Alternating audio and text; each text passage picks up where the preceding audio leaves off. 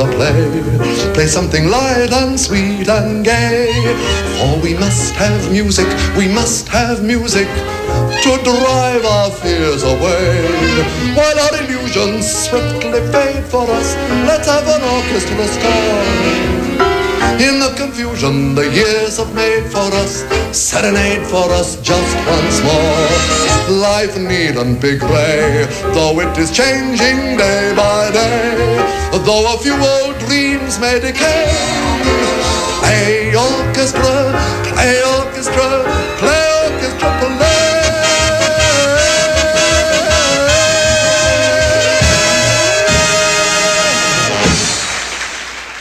This Year of Grace was the hit of 1928 and brought Noel what he described as riches beyond the dreams of Aberystwyth. The successes of the 1920s had more than restored his family fortunes, so that the Pimlico lodging house had now been bought, along with the mews that formed his office and a substantial farmhouse in Kent, Goldenhurst, which was to become the setting for some of the most glamorous theatrical parties of the 1930s. Noel had arrived. He was in demand all over the world, and with offices in London and New York, set up with his erstwhile partner Jack Wilson as Noel Coward Incorporated, he was no longer going to the races, but firmly ensconced in the winner's enclosure. Socially, he was flourishing too. He was rumoured to be involved with at least one member of the royal family, and he was the toast of café society, a defining voice and arbiter on everything to do with style, fashion and modernity. But success came at a price. Noel was a workaholic, and the 1920s saw him burning the candle at both ends. Always highly strung, he was prone to nervous collapse when things got too much for him. Some were localised, quiet affairs, easily passed over as a dose of the flu or a stomach bug, but others were spectacularly public. Exhausted from the sheer strain of getting himself to where he wanted to be, Noel went on stage one night in the Vortex to find himself bursting into tears on his entrance and sobbing through the rest of the play, to his colleagues' dismay and the audience's bewilderment. Such breakdowns were to be a recurring feature in a life lived too much on his nerves by a man surrounded by people who indulged his every whim. When I'm feeling weary and blue, I'm only too glad to be left alone, dreaming of a place in the sun when day is done, far from a telephone. Hardly ever see the sky, buildings seem to grow so high. Give me somewhere peaceful and grand where all the land slumbers in monotone. I'm world weary, living in a great big town. I find it so dreary, everything looks grey or brown. I want an ocean blue, great big trees, a bird's eye view of the Pyrenees. I want to watch the moon rise up and see the great red sun go down, watching clouds go by through. C.B. Cochrane, who had produced This Year of Grace, was keen for a new show from Coward. Cocky had assured him that anything would do, but even he was surprised when the jazz baby came up with the least likely proposal he could have imagined: an old-fashioned Viennese-style operetta.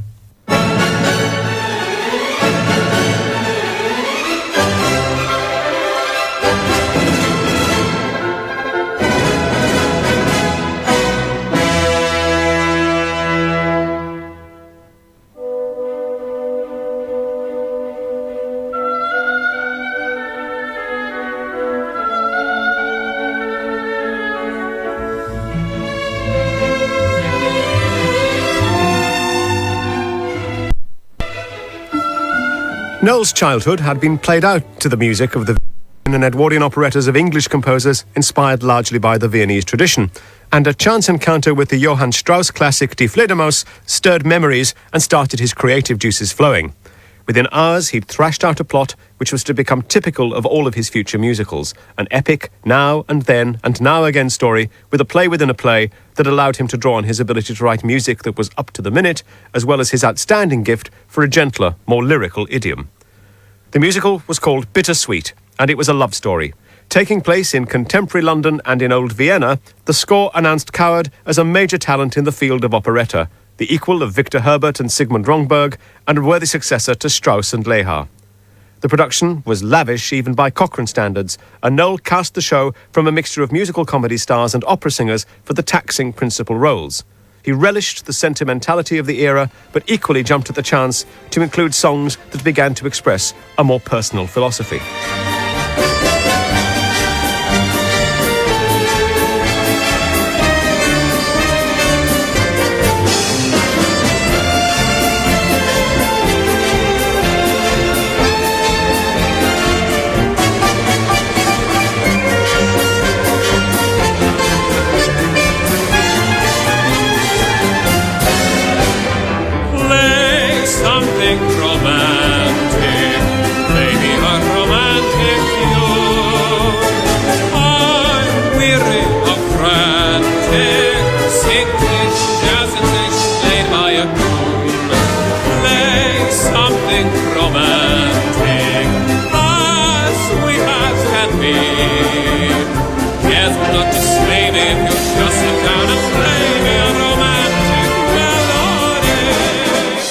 Given Noel's determination to act in his own plays, it's always tempting to dig beneath the surface for signs of autobiography.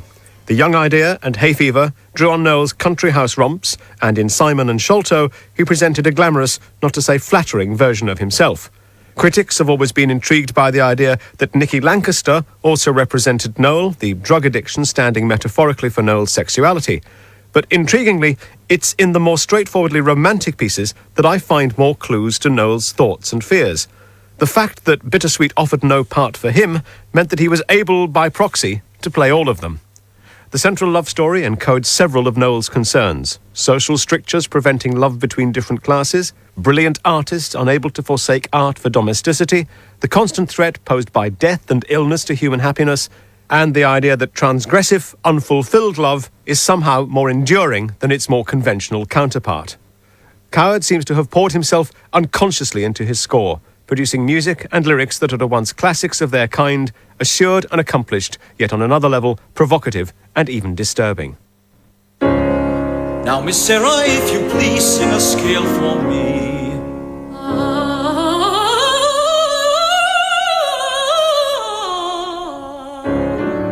Take a breath and then reprise in a different key.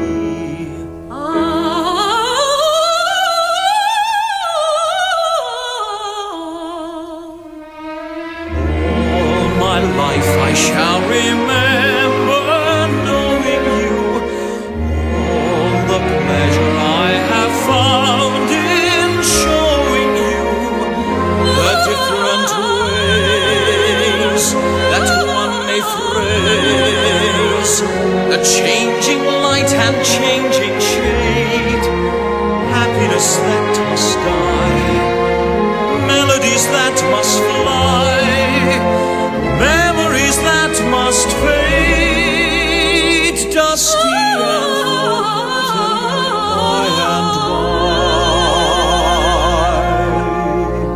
Burning scales will never seem so sweet again. Dear our destiny will let us meet again. Love fate may come too late. When I'm recalling the hours we've had, why will the foolish tears tremble across the years? Why should I feel so sad? Treasuring the memory of these days always. The success of Bittersweet was never in question, and its triumph equally assured in New York. Noel was now so famous that he was asked to take bows from the audience at other people's shows, but with his 30th birthday hoving into view, he suddenly became rather frightened. For his entire life, he'd been driven by the desire to see his name up in lights. Now that it was, he was dazzled by the glare and unable to see past it. On a sudden impulse, he headed for San Francisco and hopped onto a cargo boat. It was time to do some sorting out, and the only way to do it was without any of the distractions that came with being Noel Coward, Inc.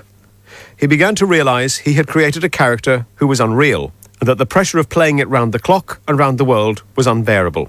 He set off round the Pacific to do some soul-searching and with the avowed aim of returning to his friends spiritually purged and bearing, in addition to the usual traveller's souvenirs, a Strindbergian soul. Now, how exactly Noel reckoned that Nordic introspection would result from what became a state visit round the South Seas remains unclear. If he went in search of himself, he found instead merely a whole series of other reflections, another impression of Noel Coward that he had no choice but to live up to. Wherever he went, he was treated like royalty, welcomed by ambassadors and housed by governor-generals. His fame was literally worldwide, and there was no escaping it. He inspected troops and attended levees. He was even asked to fire the noonday gun in Hong Kong, an invitation which, as usual, he turned to good purpose. Thank you so much, ladies and gentlemen, for giving me such a warm and generous welcome. I would also like to say thank you to Carlton Hayes' wonderful orchestra.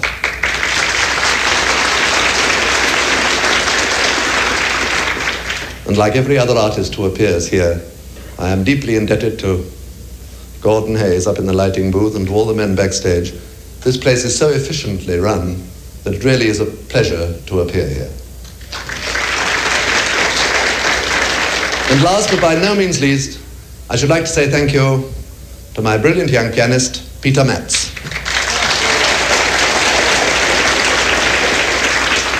Now I should like to sing you a song that I wrote very long ago and far away. It's called Mad Dogs and Englishmen.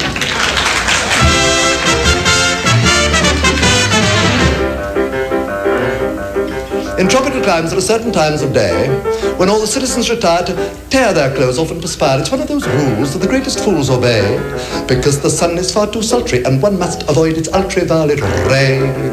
Papa-laka-boo, that's natives. Digga-digga-digga-digga-digga-digga-doo, the natives grieve when the white men leave their huts, because they're obviously, definitely nuts. Mad dogs and Englishmen go out in the midday sun. The Japanese don't care to. The Chinese wouldn't dare to. Hindus and Argentines sleep firmly from 12 to 1. But Englishmen detesta siesta. In the Philippines, they have lovely screens to protect you from the glare. In the Malay states, there are hats like plates which the Britishers won't wear. At 12 noon, the natives swoon and no further work is done. But mad dogs and Englishmen go out in the midday sun.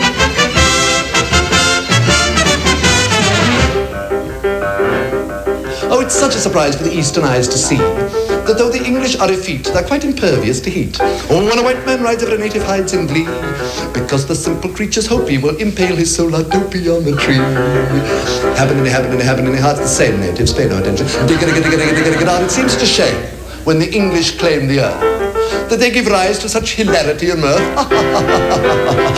Oh dear. Mad dogs and Englishmen go out in the midday sun. The smallest Malay rabbit deplores this foolish habit. In Hong Kong, they strike a gong and fire off a noonday gun to reprimand each inmate who's in late. In a jungle town where the sun beats down, to the rage of man and peace, the English garb of the English Sab merely gets a bit more creased. In Bangkok, at 12 o'clock, they foam at the mouth and run. But mad dogs and Englishmen go out in the midday sun. Mad dogs and Englishmen go out in the midday sun. The toughest Burmese bandit can never understand it. In Rangoon, the heat of noon is just what the natives shun. They put their scotch or rye down and lie down. In the mangrove swamps where the python romps, there is peace from 12 till 2. Even caribous lie around and snooze, for there's nothing else to do. In Bengal, to move at all is seldom, if ever, done. But mad dogs and Englishmen go out in the midday, out in the midday, out in the midday, out in the midday, out in the midday, out in the midday, out in the midday sun. Noel resigned himself to his fate. If people wanted Noel Coward, then they would have him. He could, however, control when Noel was on and when he was off. When the master was on call, he would appear promptly, dispense the required number of witty epigrams, kiss exactly the right number of hands and cheeks, and drink precisely the correct number of martinis to get him through without getting him drunk, before climbing into his car and taking off his mask. At home, it was all rather different, and most evenings ended around 9 with him retiring solo to a rather Spartan room with one of his favourite books, usually a children's adventure story, and something eggy on a tray. He returned home with a pretty impressive case full of work, a new play, enough material for a new review, and a host of other ideas, some of which would come to fruition and some of which would be left to one side. One such abandoned project was Post-Mortem, in which the ghost of a First World War soldier returns home in 1930 to see if his sacrifice has been worthwhile. The idea presages Coward's great 1940 comedy Blithe Spirit, but this ghost is deadly serious. During his travels, Noel had washed up in Shanghai, where the local theatre troupe was playing the great war drama Journey's End. When the lead actor fell ill, Noel stepped into the breach, and although he conceded that he'd overacted like hell, it was a pivotal experience for him. Once again, acting allowed him to take part in something without actually having to live it, in this case the trench warfare that so many of his contemporaries had endured and that he'd gone to such lengths to dodge. It's oddly typical of Noel that the reality of the war could only be brought home to him in a play. Canvas flats in place of mud and sandbags, and Kensington gore instead of real blood. But the impact it made on him was overwhelming. He seems to have understood that his generation's lack of direction had its origins in the war itself, in lives taken rather than given, for slaughter rather than sacrifice. Noel uses post-mortem to rail against the corruption of a warmongering press, a decadent society, Christianity, and the establishment in general. With a strong homoerotic undercurrent, indeed an explicit scene between the ghost and a surviving friend, in which he determines to address things that have lain unsaid between us, nothing to be ashamed of, post-mortem still astonishes for its anger and its darkness. And if it's uneven and haphazard, it's still important because it shows that a man who seemed to be so held, so absolutely in control, was capable of rage and passion and everything else that contradicted his cool, implacable exterior. Noel may have continued to conceal that side of himself in the plays that followed, but the genie was out of the bottle.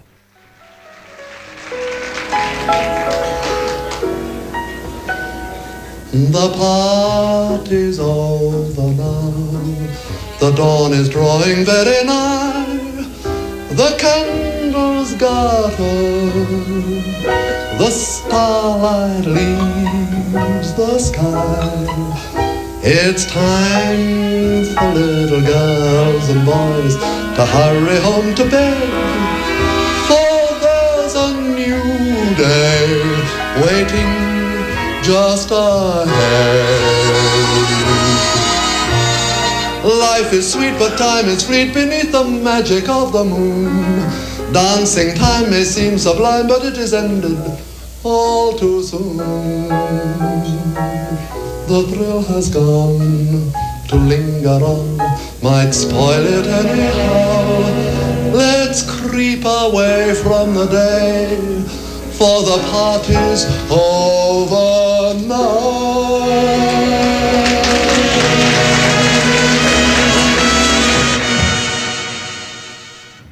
Noel opted against producing Postmortem, though he couldn't resist publishing it. Sean O'Casey accused him of being afraid to stage it because it would be unsuccessful in making money. Noel countered that it wasn't put on because it wasn't good enough, but I suspect he was shocked by his own anger and his own depth of feeling. The philosophy Postmortem contained was one that Noel could ill afford to sustain, either personally or professionally. Noel was an entertainer, and people shopped elsewhere in the West End if they wanted ideas. Similarly, he hadn't equipped himself to be serious about things, and he sensed it was rather too late to start now. He was to return to the war in his next two shows. In Words and Music, he donned the cap and bells and, as though embarrassed by his own emotions, penned a parody of Journey's End, the very play that had prompted his outburst. In Cavalcade, he produced an account of the war and its consequences which so far towed the official patriotic line that he was accorded laureate status. Cavalcade spans 30 years from 1899 to 1930, its framing device being two New Year's Eve parties celebrated, if that's the word, by the same upper-class family and their servants. Its sweep is exhilarating and hugely impressive, literally staging everything from the Boer War to the sinking of the Titanic. It draws on every imaginable sort of theatrical style: operetta, pageant, musical, revue, historical drama, and Noel's own boulevard comedy. Clearly inspired by the expressionist works that Coward had seen in Berlin, its structure is innovative, outrageous, almost Brechtian, the final scene ending with a cacophonous meltdown that combines the national anthem, cockney buskers, drunken revellers, and a nightclub chanteuse belting out a world-weary lament for modern times. 20th century blues, they're getting me down. Who's escaped those weary 20th century blues? Why, if there's a God in the sky, why shouldn't he grin high above the this dreary 20th century din. In this strange illusion, chaos and confusion, people seem to lose their way. What is there to strive for, love or keep alive for? Say, hey, hey, call it a day. Within this radical framework, however, the play itself is alarmingly conservative and nostalgic. To say it divided opinion would be an understatement. On one side, Noel was lauded by the right-wing press, the very papers he'd attacked with such venom in post-mortem, for his patriotic fervour and his offering Britain something that would let it feel proud of itself again. The royal family came, were reportedly deeply moved, and a knighthood or a peerage was rumoured to be winging its way to Noel. Noel himself conceded he'd done a big thing, and it was only with the merest hint of self-mockery that he described himself as a national hero. Others saw it differently. At the height of the Depression, Noel only seemed to be lamenting how hard it was to get good staff these days. He'd sold out, mourning apparently the way in which the old, class-ridden world had been swept aside. He, who should have been the champion of the common man, presumably because of his humble origins, or a pacifist, presumably again because of the military's take on homosexuality, or perhaps because of post-mortem, was upholding the inherent right of the upper classes to rule and to lead generations of the poor back into war whenever it chose to do it. Sean O'Casey deplored the play's obsession with war and sex, despising its jingoism and comparing it to an Empire Day pageant with Britannia marching past in Union Jack knickers. Nevertheless, the show did brilliantly well, running for 9 months and confirming Noel as a national figure, a semi-official spokesman for the establishment rather than an iconoclastic outsider or a sideshow freak.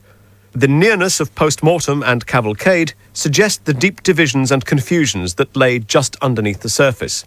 That he decided on the persona embodied by Cavalcade rather than the one suggested by Post-Mortem was hugely significant.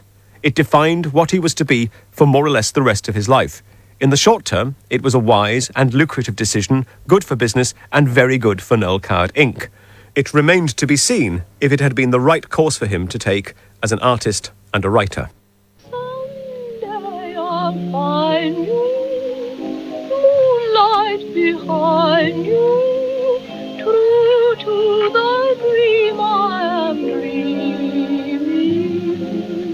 As I draw near you, you smile a little smile, for a little while we shall stand hand in hand. I'll leave you never, love you forever, all our past sorrow reveal. Try to make it true. Say you need me too. Someday I'll find you again. At the other end of the scale from Cavalcade, with its revolving stages and cast of hundreds, was a little five-hander Noel had written on the Far East jaunt. Unable to sleep, he had had a sudden vision of his old friend Gertrude Lawrence standing on a balcony in a shimmering white Molyneux dress. Within hours, the plot for Private Lives had been thrashed out, and within a week, the play was finished. In order to do the play, Miss Lawrence had to get herself out of a number of contracts, but assured Noel that there was nothing that couldn't be fixed, a hasty remark which elicited the reply that the only thing that needed fixing was her acting. Rehearsals were fiery, with Noel and Gertie quite often screaming at each other for hours at a time, while their fellow actors looked on amazed. The slight plot concerns a divorced couple who have remarried and meet up again on their honeymoons. Both realise that they have made a mistake and run away, finding that life together is almost as unbearable as life apart. Beyond that, practically nothing happens, and the play is a masterpiece, as perfectly tailored to their respective talents as Captain Molyneux's dresses were for Miss Lawrence. The play took them both beyond stardom and into theatrical legend. What are you doing here? I'm on my honeymoon. Very interesting. So am I. I hope you're enjoying it. It hasn't started yet. Neither is mine. Are you happy? Perfectly. Good. Are you? Ecstatically. What's she like? Fair. Very pretty. plays the piano beautifully. Very comforting. How's yours? I'd rather not discuss it. Oh, well, it doesn't matter. He'll probably come popping out in a minute and I shall see for myself. Have you known her long? About 4 months. We met on a house party in Norfolk. Very flat, Norfolk. There's no need to be unpleasant. There was no reflection on her, unless, of course, she made it flatter. Your voice takes on an acid quality every time you mention her. I swear I'll never mention her again. Good. Now keep off yours. Thank you. Not at all. That orchestra seems to have a remarkably small repertoire. Strange how potent cheap music is. One of the most famous double acts in the history of the theatre, Noel and Gertie were to appear together on less than a handful of occasions. The feisty and utterly feckless Miss Lawrence had first met Noel when they were child actors, and she'd starred in London Calling, both in the West End and on Broadway. New York had taken her to its bosom, and she was a star of the first magnitude there, remaining until her premature death in 1952. Over the years, she featured largely in many of Coward's plans, and it would be fair to describe her as something of a muse to him.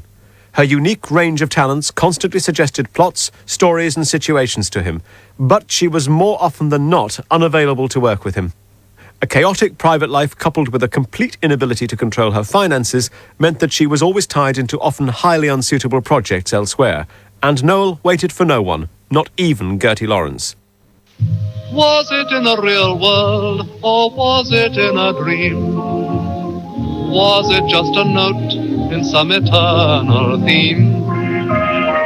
Was it accidental or accurately planned? How could I hesitate, knowing that my fate led me by the hand? You were there, I saw you and my heart stopped beating. You were there. And in that first enchanted meeting, life changed its tune. The stars, the moon came near to me. Dreams that I dreamed like magic seemed to be clear to me, dear to me. You were there. Your eyes looked into mine and faltered everywhere. The color of the whole world altered, false became true. My universe tumbled into, the earth became heaven, for you were there. You were there. I saw you and my heart stopped beating. You were there. And in that first enchanted meeting, life changed its tune. The stars, the moon came near to me. Dreams that I dreamed like magic seemed to be clear to me, dear to me. You were there. Your eyes looked into mine and faltered everywhere. The color of the whole world altered, false became true. My universe tumbled into, the earth became heaven, for you were there. You were there. Your eyes looked into mine and faltered everywhere. The color of the whole world altered, false became true. My universe tumbled into, the earth became heaven, for you were there. Following the success of Private Lives, a return match was immediately on the cards. Noel, who hated long runs and got easily bored, came up with the brilliant idea of writing a series of one-act plays which would be played alternately by a talented ensemble headed by himself and Gertie. Under the generic title of Tonight at 8:30, 10 plays were written, although only 9 were included in the final mix, which explored a variety of theatrical genre. Noel and Gertie, at the top of their respective forms, dazzled with their versatility. In one play, Red Peppers, they were cast against type. The elegant and sophisticated duo featured as a washed-out musical act George and Lily Pepper, reduced to touring tatty provincial theatres with an act as threadbare and weary as the turns themselves. Only Noel and Gertie could have turned such slim pickings into sheer knockdown style and bravura.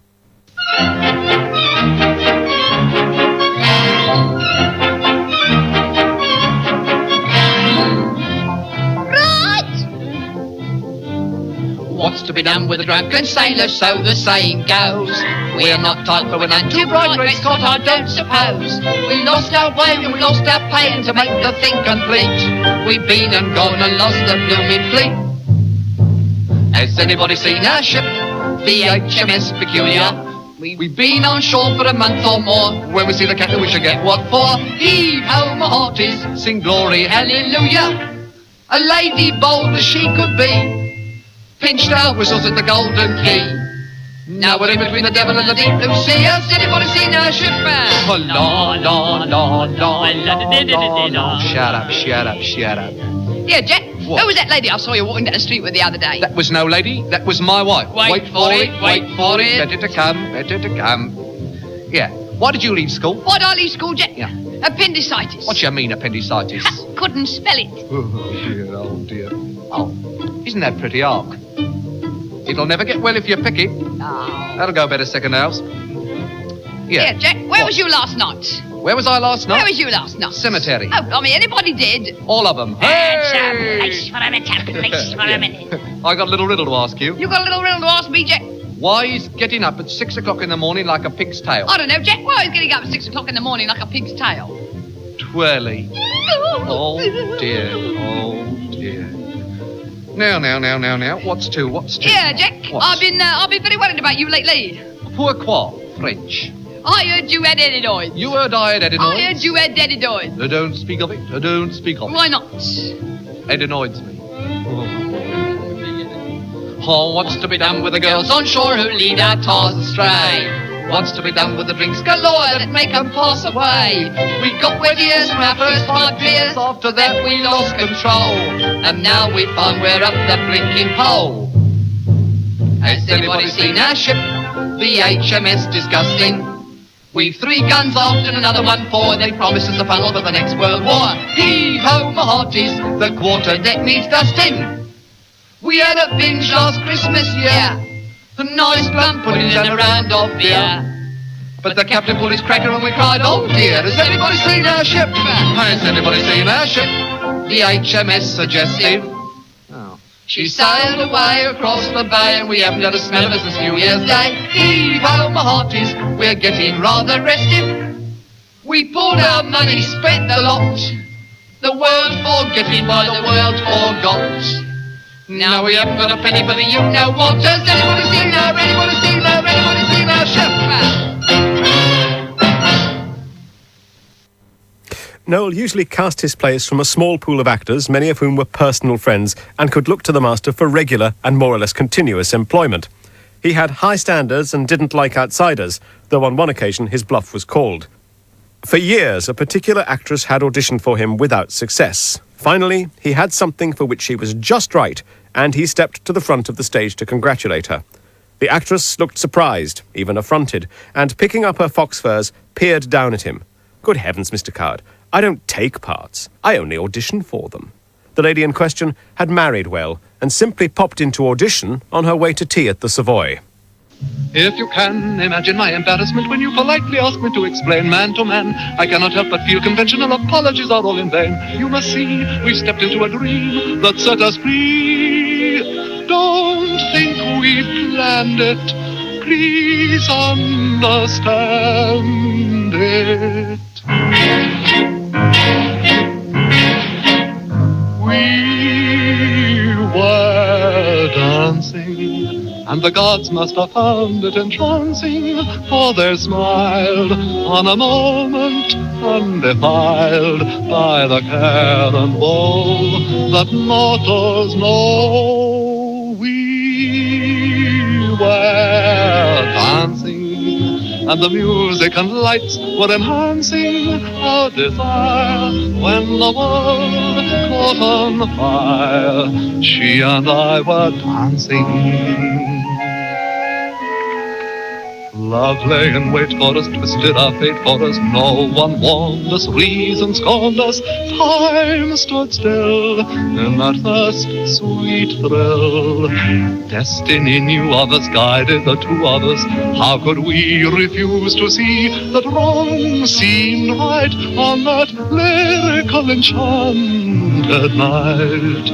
Logic supplies no laws for it, only one cause for it. We were dancing, and the gods must have found it entrancing, for they smiled on a moment undefiled by the care and woe that mortals know. We were dancing, and the music and lights were enhancing our desire when the world caught on fire. She and I were dancing.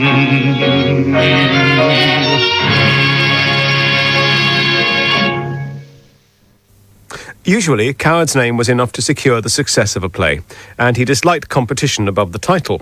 But he made an exception for the Lunts, Alfred Lunt and Lynn Fontanne, Broadway stars he'd known since that first ill-fated trip to New York in 1920. The Lunts, older by a decade than Noel, had adopted him, and the trio would sit up until dawn discussing a brilliant future in which Noel would write and direct plays for all three of them to star in. It took almost 15 years for that dream to come true, but Noel was good as his word and created for them perhaps his most provocative and unconventional comedy, Design for Living. Daringly, Design for Living is about a ménage à trois.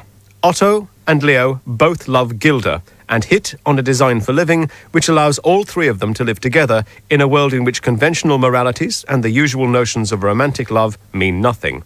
Gilda is the girl-boy of Podge and Stodge days, grown up and hardened by success, cocktails and laughter, and who only wants to marry because the clock is beginning to tick and her body is telling her to get a move on.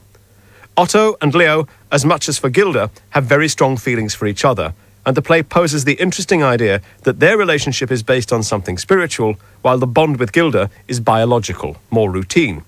The play is tantalizingly autobiographical. Or is it? Coward's character is a playwright whose work seems very similar to that of, well, Noel, and the fact that the Lunts and known to be unusually close must have led to a did they or didn't they frisson as the curtain fell on the three of them, pyjama-clad and rolling gleefully together around on a sofa. The play's genius lies, of course, in the fact that while suggesting much, it confirms nothing. Sex runs every level, but the childlike laughter at the end might equally suggest that anything untoward or objectionable is entirely in the eye of the prurient beholder. Significantly, Noel chose not to peace in London. Some things he preferred to keep to himself. Don't be afraid, I'll betray you and destroy all the plans you have made. But even your schemes must leave room for my dream. For when I want to you is I'll still have something of my own, a little pride that's mine alone.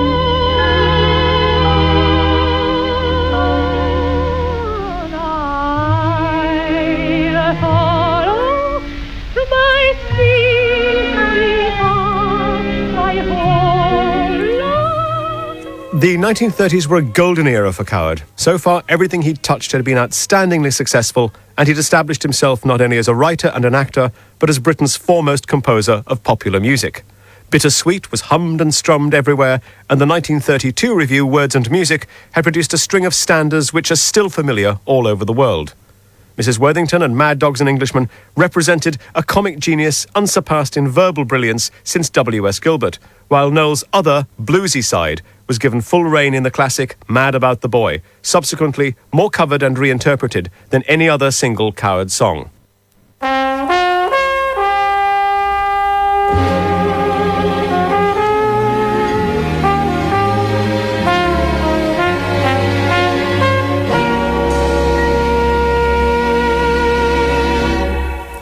I'm mad about the boy,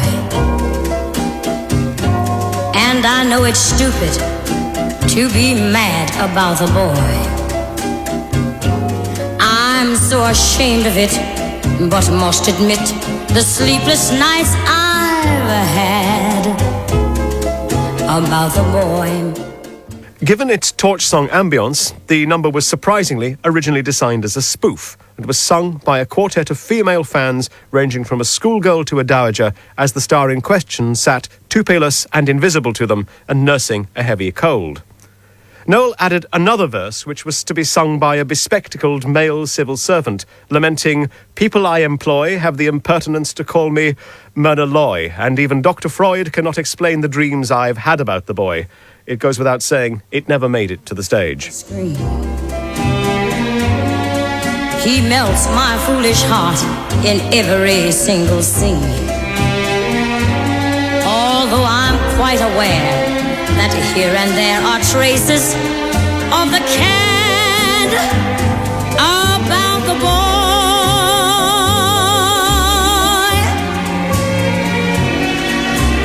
Lord knows I'm not a fool girl. I really shouldn't care.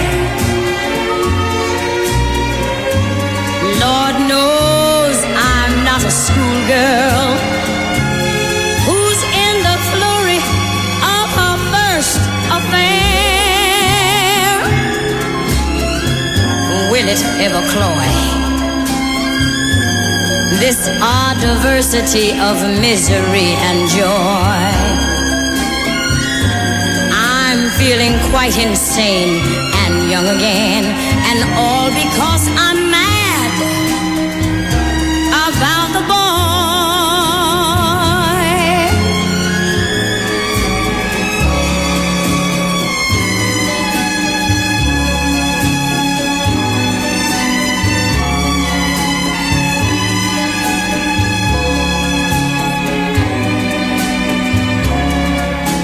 I'm feeling quite insane and young again, and all because I'm mad about the boy.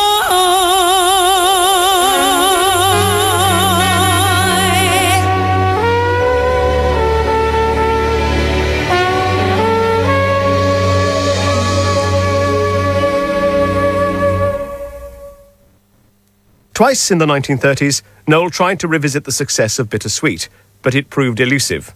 In Conversation Piece and Operette, the past was revisited and appropriately tricked out with beautiful costumes and loving, if rather knowing, pastiche music. Conversation Piece, the last collaboration with Cochrane, had a Regency setting and starred the great French comedienne Yvonne Pointon. Wife of playwright and actor Sacha Guitry, to whom Coward was often compared, she was, like Gertie Lawrence, possessed of an undefinable star quality.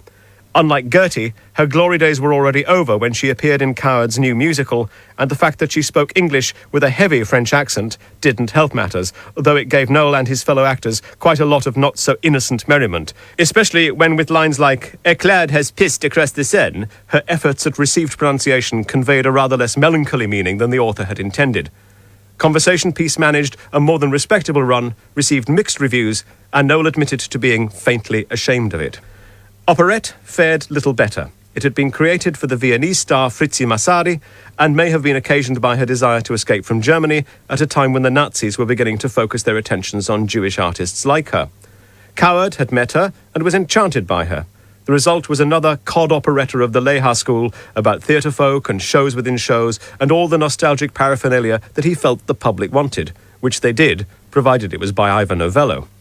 Frau Massari did little better in the English department than Mademoiselle Printemps had done, and despite huge advance booking, the show was withdrawn for reworking before it eventually premiered in a shortened but sadly unimproved edition only months before Hitler annexed Austria.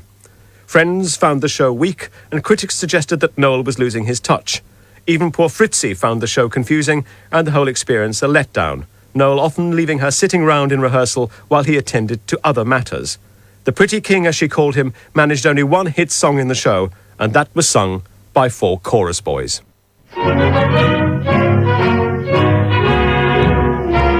Lord Elderly, Lord Boromir, Lord Sickert, and Lord Cabot. With every virtue, every grace, Ah, what avails the sceptred race?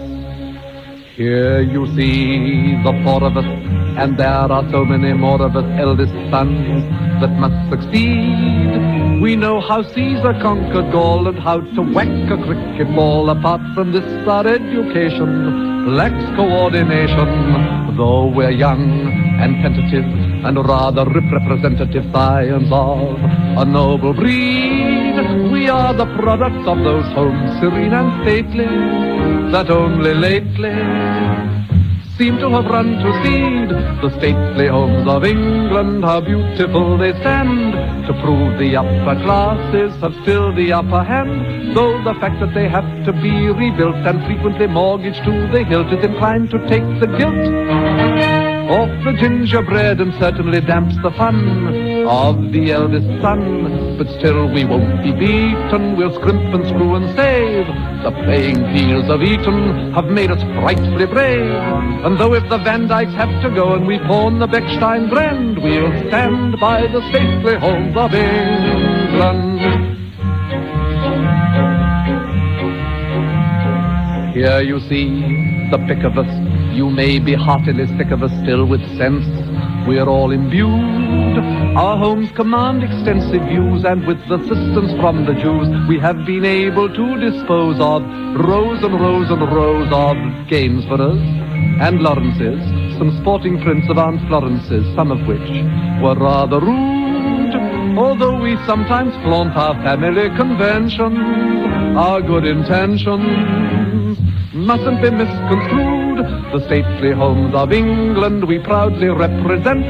We only keep them up for Americans to rent. Though the pipes that supply the bathroom burst and the lavatory makes you fear the worst, it was used by Charles I, quite informally, and later by George IV. On a journey north, the State Department keep their historical renown.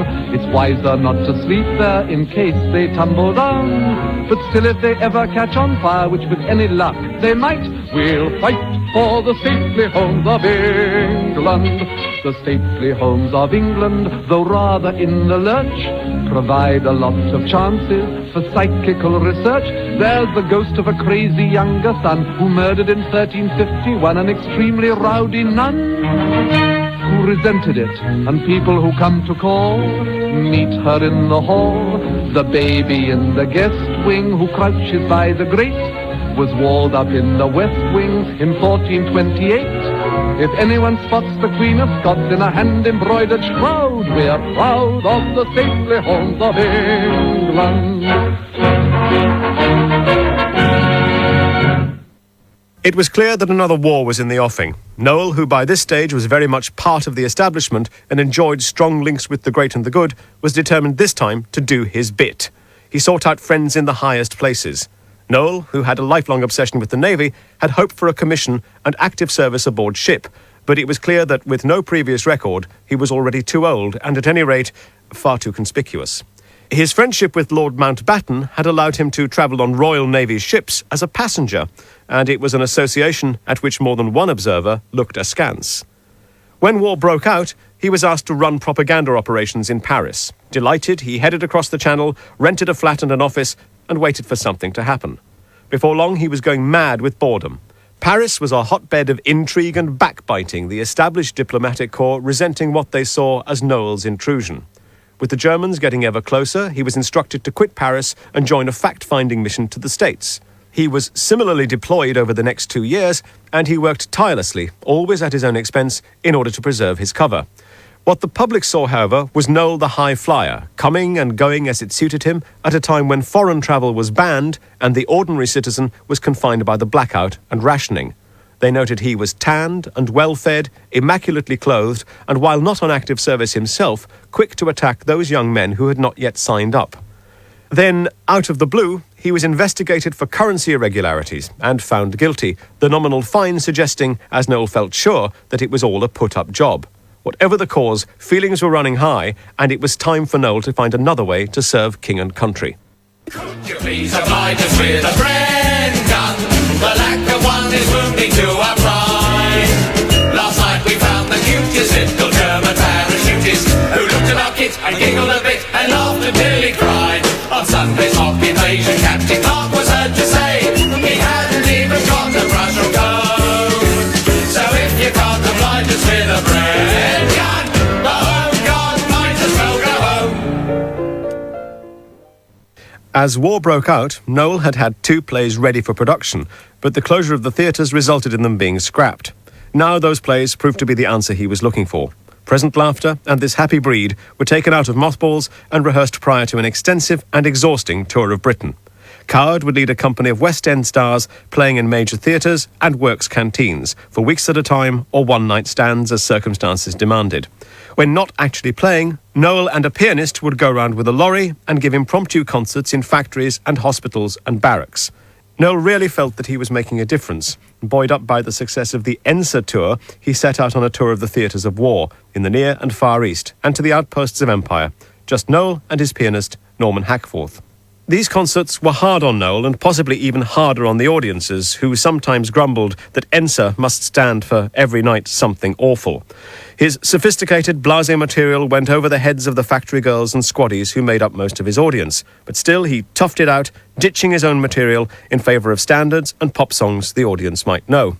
Anyone who thought Noel was a softie had to think again, and anyone who considered that there was nothing more to him than silk dressing gowns and cigarette holders was in for a rude awakening. A huge and significant portion of the Second World War was fought at sea, and Noel wanted to draw attention to it and to the bravery of all ranks serving there. He persuaded the government to let him make a film, In Which We Serve. It's what's now called a mockumentary, charting the life of a ship from its building through to its being sunk in enemy action. The main focus is, of course, on its crew and the families they've left behind. Today, it looks crude, mawkish and patronising, but at the time, it created a sensation. Noel starred as the ship's captain, one of the few records we have of him as an actor at the height of his powers, and he spares himself nothing in depicting the misery and discomfort of life aboard a battleship. Many regarded the film as playing an important role in persuading America into the war, and Noel received his only Academy Award for it in 1943. Such laurels were rare, however.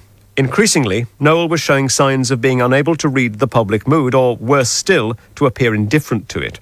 As the war ended, he wrote and performed a song designed to warn against undue clemency. Today, it seems to be a model of political incorrectness, sarcastic rather than satirical, and so vindictive as to be embarrassing. Bizarrely, when first performed, its crude irony went way over the heads of all but a very few, and many Britons were appalled to find that Noel Coward seemed to be advocating the refinancing and rearming of post-war Germany.